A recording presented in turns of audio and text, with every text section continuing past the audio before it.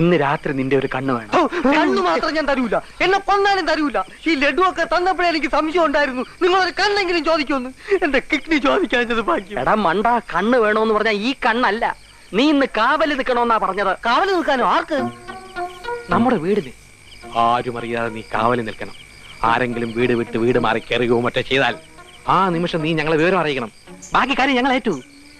ഇത്രേ ഉള്ളോ? ഇതിനു വേണ്ടി ഒന്നല്ല, എന്റെ 2 കണ്ണുകളും വേണമെങ്കിൽ ഞാൻ ഉപയോഗപ്പെടുത്താം.